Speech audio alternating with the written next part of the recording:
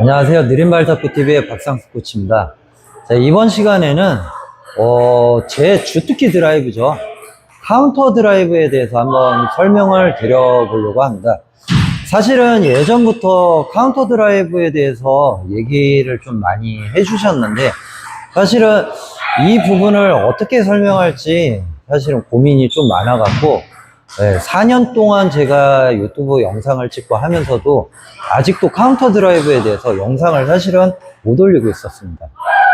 그런데 오늘 카운터 드라이브에 대해서 한번 제대로 설명을 한번 드려보려고 이렇게 준비해 봤습니다. 자, 기본적으로 카운터 드라이브 거신다고 하면은 이제 설명을 기본으로 드리면은 공을 최고 윗면을 건다라고 생각을 해주시면 될 것 같아요. 그래서 최대한 타점을 위에서 잡으려고 하는 게 첫 번째가 될 것 같고요. 최고의 정점에서 최고의 공의 가장 머리 끝부분, 가장 윗부분을 공을 쳐준다고 생각하는 게 제 카운터 드라이브 거는 거의 첫 번째입니다. 그리고 이 카운터 드라이브를 위에서 건다고 말씀드렸지만 사실은 이 부분을 하기 위해서 조건이 있어요. 그 조건이 뭐냐면은 상대방 드라이브가 회전이 굉장히 강해야 된다는 게 전제 조건이에요.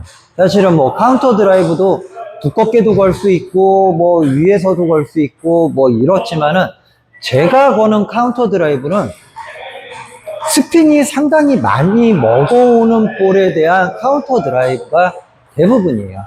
그러다 보니까 저는 카운터 드라이브 걸 때 뭐 약간 공에서 가장 윗 지점에서 약간 아래 지점도 칠 수 있고 좀 더 아래를 칠 수 있다고 뭐 설명을 할 수도 있지만은 제 드라이브 카운터 드라이브의 전제 조건은 회전이 스핀이 상당히 많이 먹어오는 볼을 카운터로 잡고 있기 때문에 저는 가장 윗면을 치는 경우가 많다는 거죠.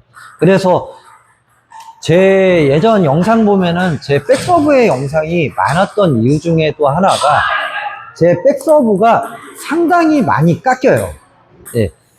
뭐 보시는 분들도 아실 수도 있고 아니면은 저랑 게임하신 분들도 뭐 다 아실 수도 있겠지만은 제 백서브가 상당히 많이 깎입니다. 그러다 보니까 백서브를 넣었을 때 10이면 9은 루프 드라이브를 걸어요. 그러다 보니까 루프 드라이브라는 것 자체가 회전이 상당히 많이 걸려오기 때문에 그 볼에 대한 카운터 드라이브를 잡을 때 윗머리를 잡는 거예요.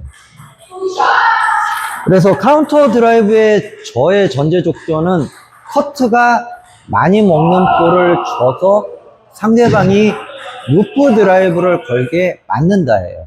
아니면은 뭐 한번 드라이브 걸어보세요. 예를 들어서 저 같은 경우는 많이 깎아서 끌어올리게 만들어 놓고 저는 카운터를 쳐요. 자, 제가 두 가지로 카운터 드라이브를 걸어요. 뭐 상대방이 서브를 넣었을 때 한쪽에다가 줄게요. 많이 깎아줍니다.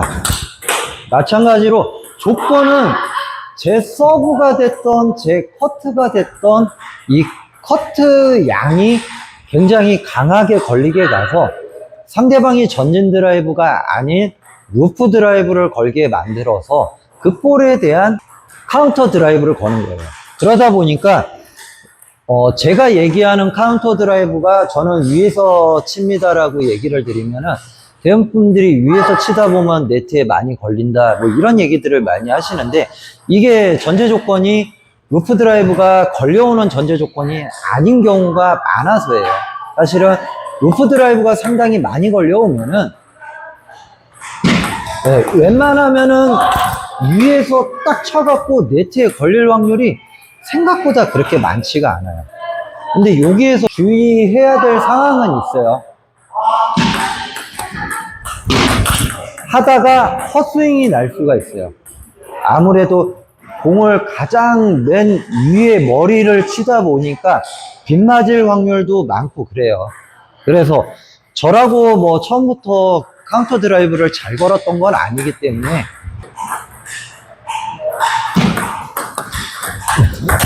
끊임없이 이렇게 연습을 많이 하는 거예요. 저도 지금 본방도 끝머리 맞아갖고 제대로 안 맞았는데, 저도 이렇게 잘못 맞거나 아니면은 헛스윙 나거나 이러는 경우가 저도 아직도 있습니다.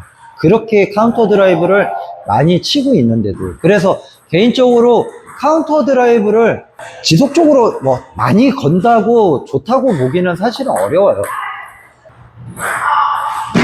확실한 루프 드라이브라는 전제 조건이 깔려져 있어야지만 거는 거기 때문에, 사람들이 저한테 카운터 드라이브를 굉장히 많이 건다고 얘기를 하시지만은, 사실은 제 플레이 자체가 기본적으로 커트를 많이 주면서 커트를 보내거나, 아니면은 제 서브에서 커트 양이 굉장히 많이 들어가는 서브가 많다 보니까 카운터 드라이브가 많이 나올 수밖에 없는 거지, 그냥 일반적인 플레이에서도 카운터 드라이브가 굉장히 자주 나오거나 사실은 그러지는 않아요. 네, 그래서 카운터 드라이브는 연습하실 때 기본적인 전제 조건을 루프 드라이브를 카운터 드라이브로 잡는다라는 거 먼저 설정을 해놓고 연습을 하시는 게 좋으실 것 같아요. 그리고 또 하나는 다리죠. 다리가 안 움직여야 돼요. 뭐 어떤 공격도 마찬가지지만은 카운터 드라이브를 할 때는 가장 중요한 게 상체나 중심 자체가 흔들리지 않아야 되기 때문에 다리 중심을 굉장히 잘 잡아놓고 거시는 연습을 하셔야 되고요. 그리고 마지막으로는 스윙이 절대로 카운터 드라이브는 길면 안 됩니다.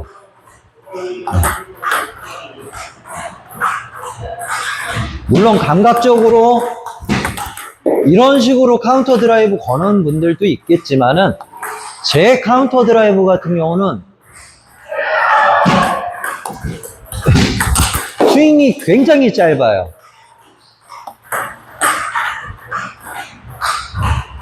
그래서 짧은 스윙으로 순간적으로 어떤 볼이 와도 타이밍을 놓치지 않게 하기 위해서 짧은 스윙을 하고 있고요. 그리고 짧은 스윙을 해야지만 또 공이 불안함을 조금 더 줄일 수가 있어요. 어차피 카운터 드라이브는 공이 얼마나 세냐가 아니라 그 상대방이 건 볼을 이용해서 타이밍을 빨리 잡아서 상대방이 못 받게 하는 거지, 이걸 가지고 파워를 굉장히 세게 해서 못 받게 하는 건 아니기 때문에,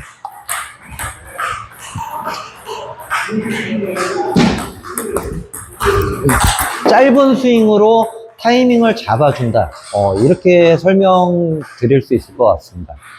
자, 다시 한번 정리해서 말씀을 드리면은, 카운터 드라이브는 거실 때 자세가 움직이지 않아야 된다. 그리고 공을 최대한 위에서 쳐야 된다. 스윙을 짧게 해야 된다. 자, 이런 것들이 있고, 여기에서 전제 조건은 상대방이 루프 드라이브를 걸어야 된다예요. 네. 그래서 내 서브가 많이 깎여 보내서 상대방이 루프를 걸게 하던, 아니면 내가 커트를 많이 찍어 갖고 상대방이 루프를 걸게 하던, 어찌 됐건 간에 루프성 드라이브가 왔을 때 카운터 드라이브가 조금 더 효력이 나타날 수 있지, 아무 볼이나 카운터를 건다고 해서 잘 거는 건 아니기 때문에요. 일단은 먼저 이 연습을 하시고 나서 다른 부분에서도 뭐 카운터 드라이브 연습을 하시는 게 좋지, 아무 볼이나 하다 보면은 맞는 위치나 이런 것도 계속 흔들리기 때문에 계속 불안해서 카운터 드라이브를 걸 수가 없습니다. 저는 그래서 애초에 처음에 카운터 드라이브 연습할 때 오로지 루프 드라이브 하나만 카운터 드라이브 연습했어요. 여러분도 연습을 처음에 하실 때 루프 드라이브 하나만 먼저 카운터 드라이브 거는 연습을 하시고, 그 다음에 그게 어느 정도 완성도가 높아지면은 다른 볼에서도 카운터 드라이브 거는 연습, 이런 식으로 진도를 좀 높여 가시는 게 좋을 것 같습니다. 자, 이번 영상이 도움이 되셨다면 구독과 좋아요 부탁드립니다. 지금까지 느림발자국 TV의 박상수 코치였습니다. 감사합니다.